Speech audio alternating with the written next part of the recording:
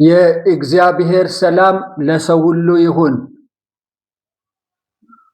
ከዚህ በፊት የሮሜን መልእክት ከምዕራፍ 1 ጀምሬ አንዳንድ ሐሳቦችን የገባኝን ያህል ማካፈል ጀምሬያለሁ። የሮሜ መልእክት ምዕራፍ 1 ላይ እግዚአብሔር በአሕዛብ የተቆጣበትን ምክንያት እና አሕዛብ ከእግዚአብሔር ቁጣ እንዴት ሊያመልጡ እንደማይችሉ ሕግ ባይኖራቸውም እንደ አይሁድ ተጽፎ የተሰጣቸው በዚህ ትመራላችሁ፣ በዚህ ትተዳደራላችሁ ተብሎ የተሰጣቸው ነገር ባይኖርም በእግዚአብሔር እንደሚዳኙ ስለ በደላቸው ስለ መተላለፋቸው በእግዚአብሔር የፍርድ ወንበር ፊት ሊቆሙ እንዳሉ ሞት ይገባቸዋል የተባለው ፍርድ በእነሱም ላይ እንዳለ ተናግረናል። ሐዋርያው ጳውሎስ በደንብ አድርጎ በግልጽ እግዚአብሔር ሕግ ባልተሰጣቸው አሕዛብ ቢፈርድባቸው ፍርዱ ቅን ሊሆን እንደሚችል ፍርዱ ቅን እንደሆነ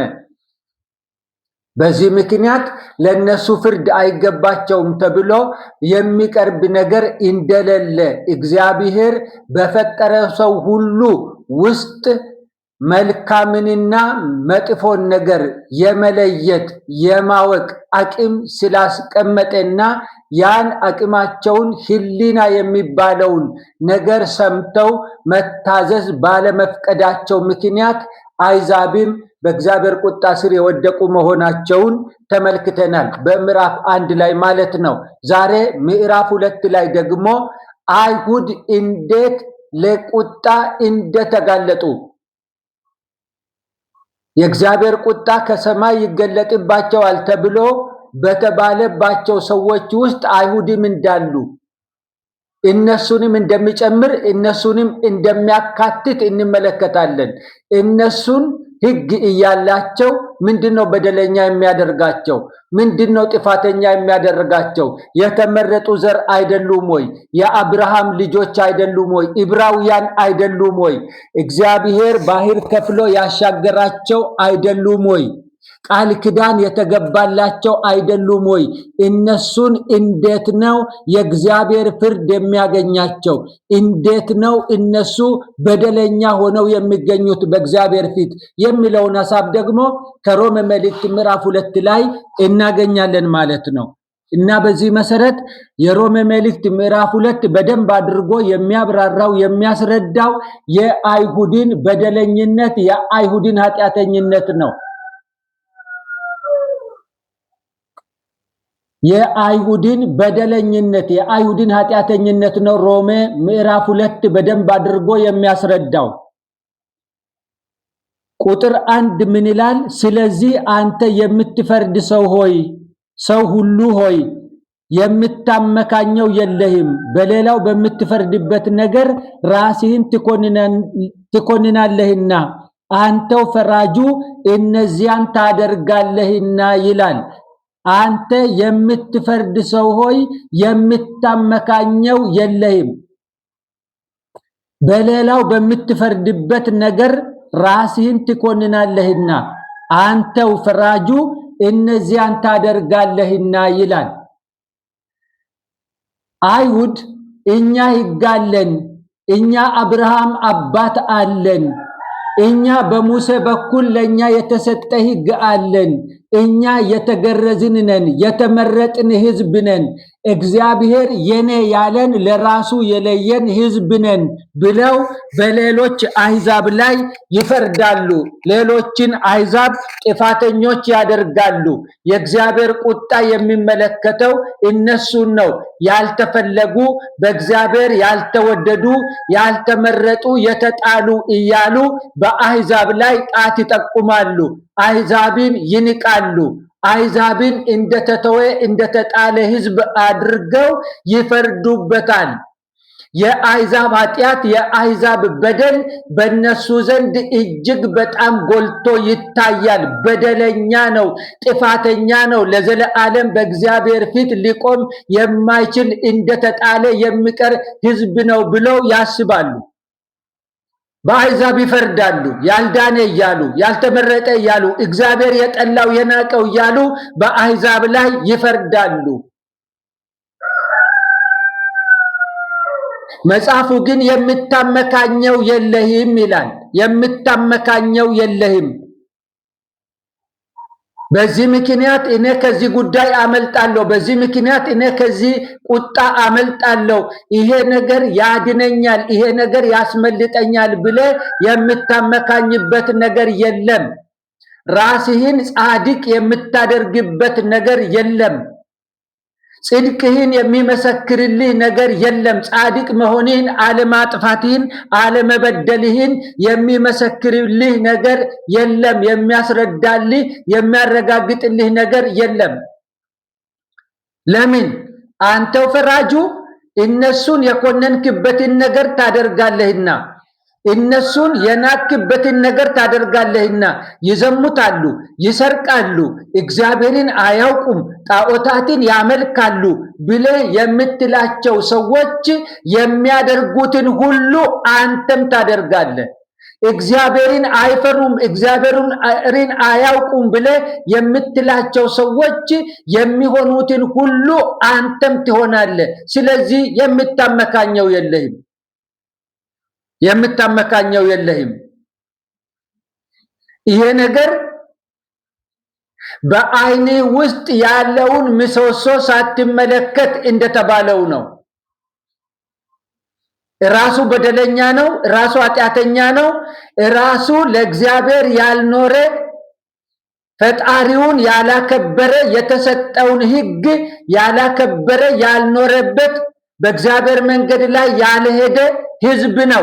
ነገር ግን በእነዚያ ጣቱን ይጠቁማል። አታመልጥም ይላል። አንተም አታመልጥም። ያንኑ ታደርጋለህና አታመልጥም። በእነሱ ላይ የነደደ ቁጣ አንተንም ያገኛል። የምትበላለጡበትን ነገር የለም፣ ከነሱ የምትሻልበት ነገር የለህም እያለ አይሁድን በማስደንገጥ ይጀምራል። የሚያመካኙበትን የሚታበዩበትን ነገር ከእጃቸው እየጣለ ይጀምራል። አልተጠቀማችሁበትም እኮ እያለ እንደዚህም በሚያደርጉ ላይ የእግዚአብሔር ፍርድ እውነተኛ እንደሆነ እናውቃለን ይላል። እግዚአብሔር ባልታዘዙት፣ ባላከበሩት፣ ባልፈሩት፣ ባልፈለጉት ኃጢአትን በኃጢአት ላይ ክፋትን በክፋት ላይ እየደራረቡ መንገዳቸውን ከእግዚአብሔር ባራቁት ሰዎች ላይ ቢፈርድ ፍርዱ እውነተኛ ነው። ሕግ እያላቸው ቃል ኪዳን እያላቸው በቃል ኪዳናቸው ልክ በተሰጣቸው ሕግ ልክ ባልኖሩት ላይ እግዚአብሔር ቢፈርድ ፍርዱ እውነተኛ ነው። ያልተዳላ ነው ማለት ነው። ያልተዛነፈ ነው ማለት ነው። እንዴት የኔ ነው ባልከው ሕዝብ ላይ ትፈርዳለህ አያስብልም ማለት ነው። እንዴት የራሴ ባልከው ሕዝብ ላይ ትፈርዳለህ የሚያስብለው ነገር የለም ማለት ነው። ፍርዱ እውነተኛ ነው። አንተም እንደዚህ በሚያደርጉ የምትፈርድ ያንም የምታደርግ ሰው ሆይ አንተ ከእግዚአብሔር ፍርድ የምታመልጥ ይመስልሃልን? ይላል። እንደዚህ በሚያደርጉ የምትፈርድ ለምን ያደርጋሉ? መቀጣት አለባቸው፣ ዋጋቸው ማግኘት አለባቸው፣ እንደዚህ መሆን አለባቸው ብለ የምትፈርድባቸው፣ በተግባር ግን አንተም ያንኑ እነሱ ያደረጉትን በደል የምትደግም ሆነ እያለ ከፍርድ የምታመልጥ ይመስልሃል ወይ? በሌሎች ላይ ጣት መጠቆም የሚያስመልጥህ ይመስልሃል ወይ? እነሱ ኃጢአተኛ ናቸው፣ እነሱ በደለኛ ናቸው፣ እነሱ ቃል ኪዳን የሌላቸው ናቸው፣ እነሱ እግዚአብሔርን መንገድ የማያውቁ ናቸው ማለትህ የሚያስመልጥህ ይመስልሃል ወይ? የሚያድንህ የሚያተርፍህ ይመስልሃል ወይ? ይላል።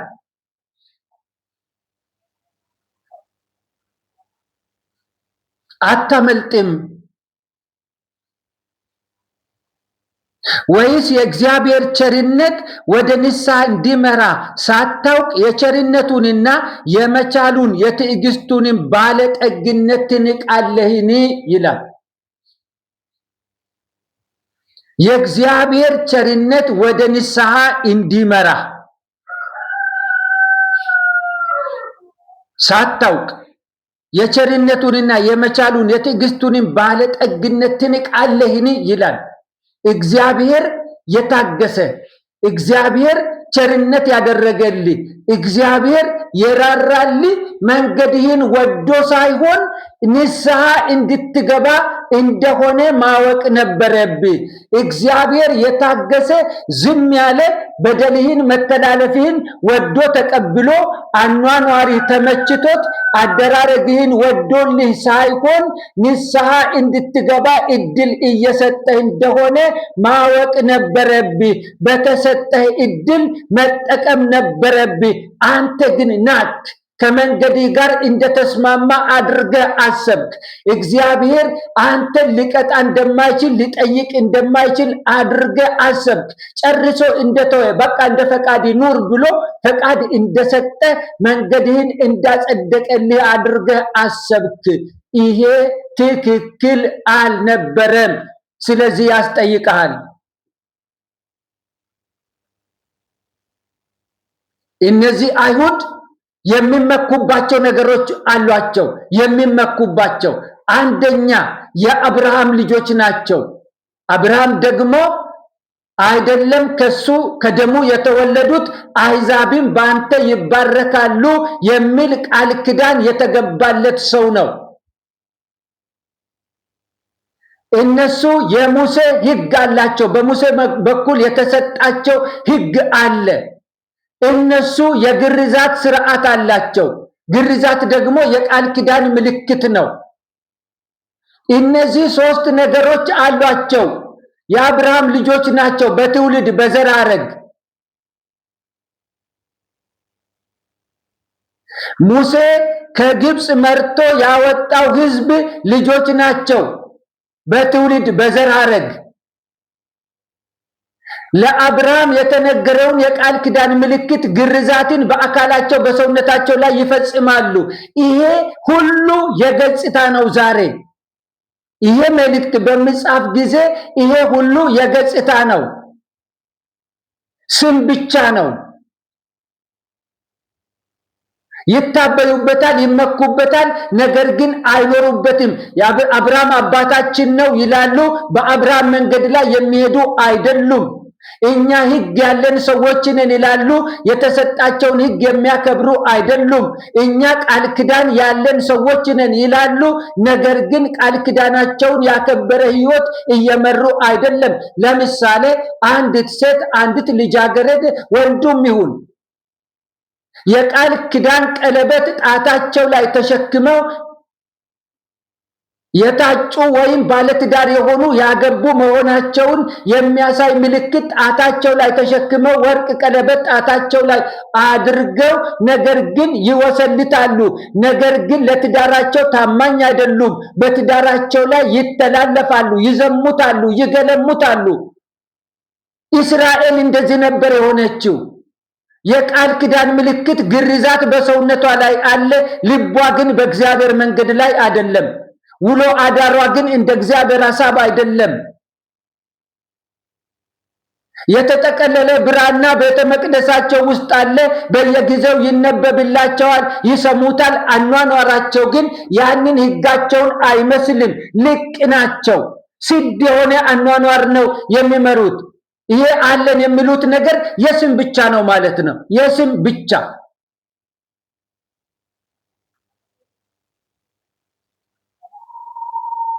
ይሄም ሆኖ እግዚአብሔር የታገሳቸውን አልተጠቀሙበትም። ለእግዚአብሔር ትዕግስት ያልተገባ ትርጉም ሰጥተውታል። እኛ የቃል ኪዳን ሰዎች ስለሆን አንነካም። እኛ ግርዛት በሰውነታችን ላይ ስላለ አንነካም። ታሪክም ደግሞ አላቸው። በምልክት የመዳን ታሪክ አላቸው። ከዚህ በፊት ከግብፅ ምድር ሊወጡ ሲሉ የግብፅን በኩራት ሁሉ የገደለው መልአክ የደም ምልክት ያለባቸውን ቤቶች ሁሉ እንዲያልፍ ተደርጎ ነበረ። ምልክት ቤታቸው ላይ ከታየ አይገደሉም። የሞት መልአክ አልፏቸው ይሄዳል፣ ትቷቸው ይሄዳል። ይሄ ታሪክ በህይወታቸው በዘመናቸው ውስጥ አለ፣ በአባቶቻቸው ታሪክ ውስጥ አለ። አሁንም ግርዛት በሰውነታችን ላይ ካለ ሸለፈት ከሌለብን አንነካም። እንደምንም ብንኖር ምንም ብናደርግ አንነካም።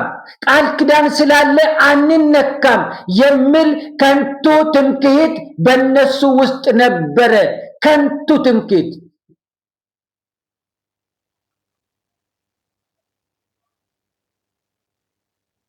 እግዚአብሔር ግን እሱ አያስመልጣቸውም እያለ ነው። ጳውሎስ ግን ይሄ ነገር አያስመልጣችሁም፣ አያድናችሁም፣ የምታመልጥ አይምሰል፣ የምትድን አይምሰል።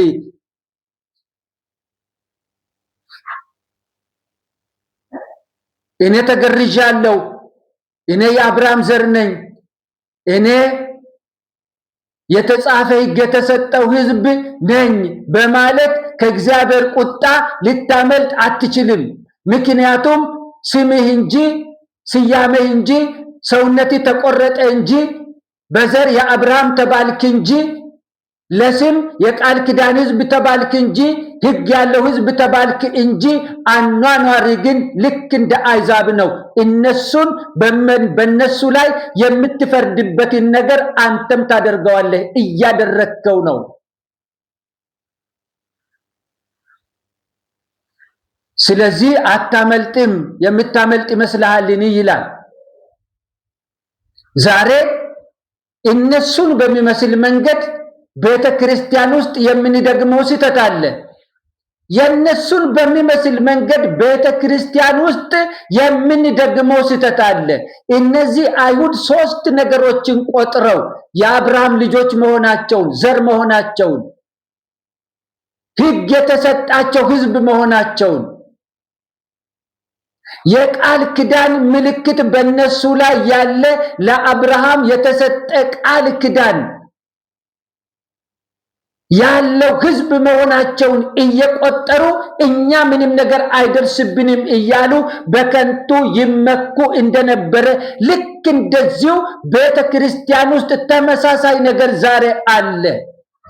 እኛ ልጆቹ ነን፣ እኛ አንድ ጊዜ በደሙ የዳንን ነን፣ እኛ አንድ ጊዜ የተዋጀን ነን፣ እኛ አንድ ጊዜ ስማችን በሕይወት መዝገብ ላይ የተጻፈ ነን። አያችሁ፣ አንድ ጊዜ ስለዳንን አንነካም፣ አንድ ጊዜ ስለዳንን ምንም ነገር አይደርስብንም እያልን አኗኗራችን የዳነ ሕዝብ አኗኗር ሳይሆን ምልልሳችን የዳነ ሕዝብ ምልልስ አንሆን። እነሱ ቃል ኪዳናቸውን አክብረው መኖር እንደተሳናቸው ልክ እንደዚሁ ድነታችንን አክብረን መኖር እያቃተን ነገር ግን አንድ ጊዜ ድኛለሁ ብለን የምንታበይ በዚህ የምንመካ ብዙ ሰዎች ዛሬ ቤተ ክርስቲያን ውስጥ አለን። ለኛ ይሄ ነገር ትምህርት ነው። መኖሩ እንጂ መባሉ እንደማያድን፣ መኖሩ እንጂ መባሉ እንደማያስመልጥ ትምህርት ነው። ጥልቅ ትምህርት ነው። ጥብቅ ትምህርት ነው። ማስጠንቀቂያ ነው። ይሄ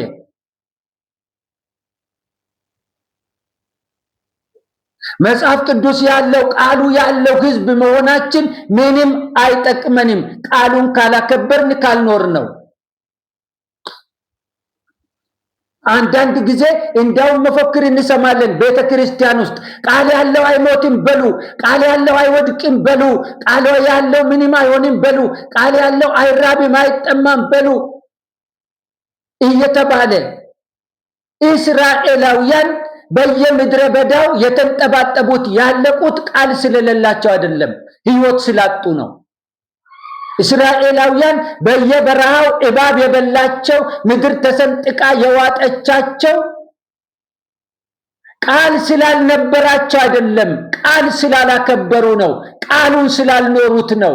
ቃሉን ስላላደረጉትና ስላልሆኑት ነው የሞቱት ያለቁት እንጂ ቃል አጥቶ አይደለም። ቃል አላቸው፣ እስከ አፍንጫ አላቸው። ቃል አላቸው። ትገባላችሁ ተብሎ ነው የወጡት። ትገባላችሁ።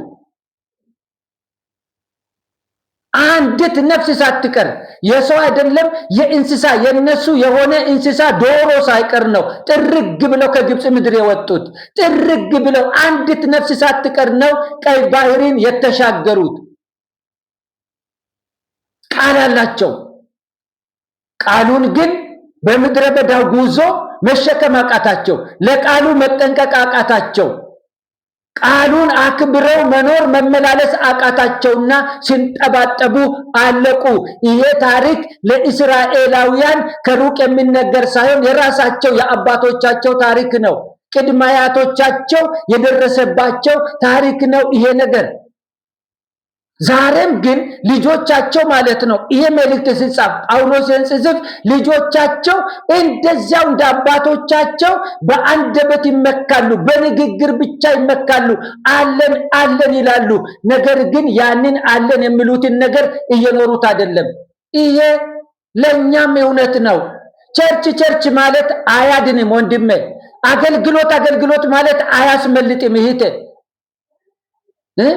ምህረት ማለት አያስመልጥም።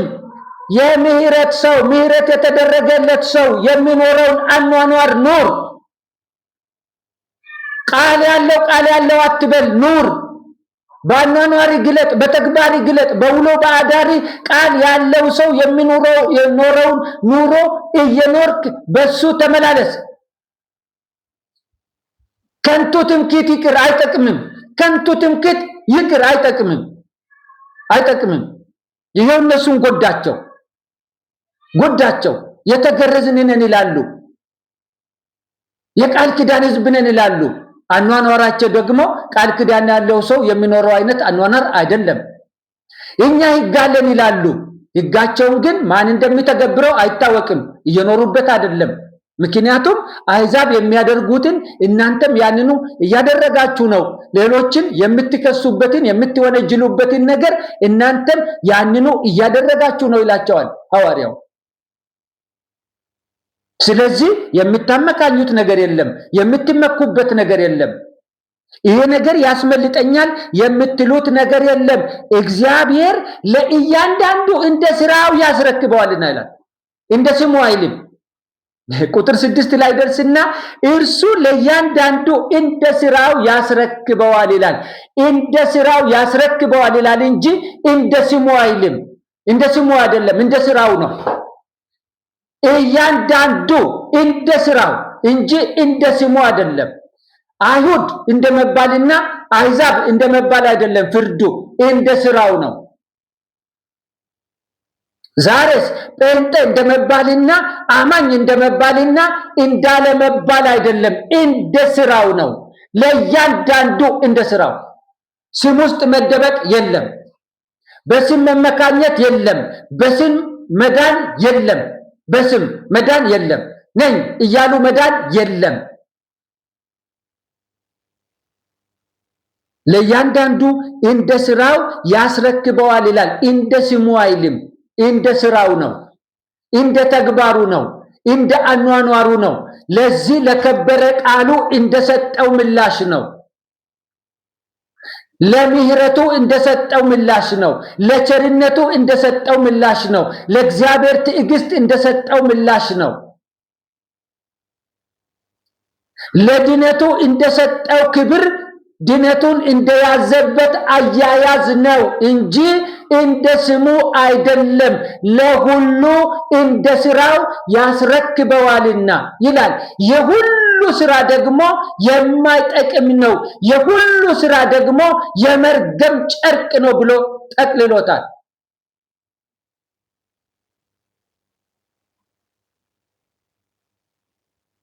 ይሄ ለቀደመው ዘመን ነው። ይሄ ከማመናችን በፊት ላለ ጉዳይ ነው። ካመን በኋላስ ያመነ ሰው ድነት የተደረገለት ሰው ድነቱን አምኖ የተቀበለ ሰው የእግዚአብሔር ምህረት እንደተደረገለት ሰው የእግዚአብሔር ቸርነት የእግዚአብሔር ይቅርታ እንደደረሰው ሰው መኖር አሕዛብ እንደ አሕዛብነታቸው የህሊናቸውን ሕግ ማክበር ባለመቻላቸው ከተፈረደባቸው ይልቁንስ የተጻፈ ሕግ ያላቸው ሰዎችስ እንዴታ የነሱ ይከብዳል። የነሱ ይብሳል። ስለዚህ አይሁድ የሚቆጥሩትን ነገር መተው ነበረባቸው። ይሄን ጥያቄ እየተጠየቁ ነው። ቻሌንጅ እየተደረጉ ነው። የአብርሃም ልጆች ነን ማለታችሁን ተው፣ ሕግ አለን ማለታችሁን ተው፣ ተገርዘናል ማለታችሁን ተው። አሁን የሁላችሁም ጽድቅ የመርገም ጨርቅ ነው። ሁላችሁም በእግዚአብሔር ፊት ጻድቃን ሊያደርጋችሁ የሚችል አንዳች ነገር የላችሁም፣ አልተገኘባችሁም።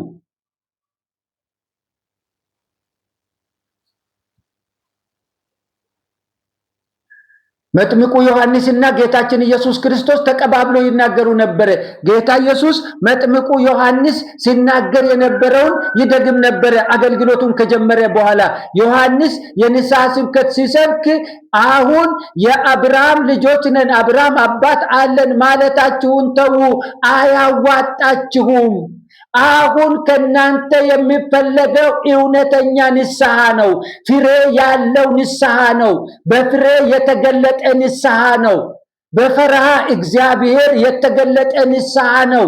ለመለወጥ ከተዘጋጀ ልብ የሚወጣ ንስሐ ነው አሁን የሚያስፈልጋችሁ። ጌታ ኢየሱስም ይሄንኑ ይደግም ነበር። ምክንያቱም ስብከቱ አገልግሎቱ የተጀመረው የአይሁድ ቤት ውስጥ ስለሆነ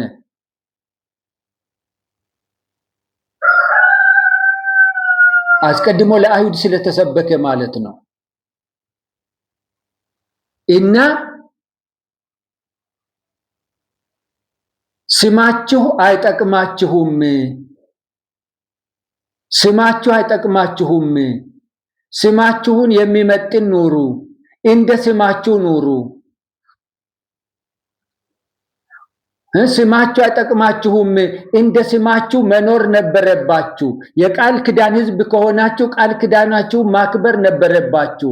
የአብርሃም ልጆች መሆናችሁን ካወቃችሁ አብርሃም በሄደበት መንገድ መሄድ መቻል ነበረባችሁ፣ ግን አልቻላችሁም።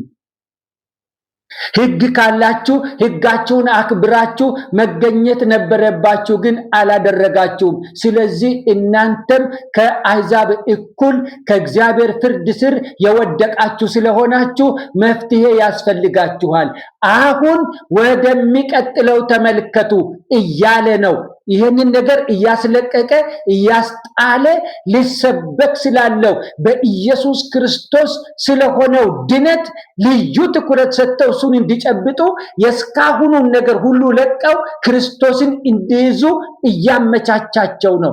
የሚመኩበትን ነገር ሁሉ ከእጃቸው ላይ እየጣለ እያስጣለ ማለት ነው።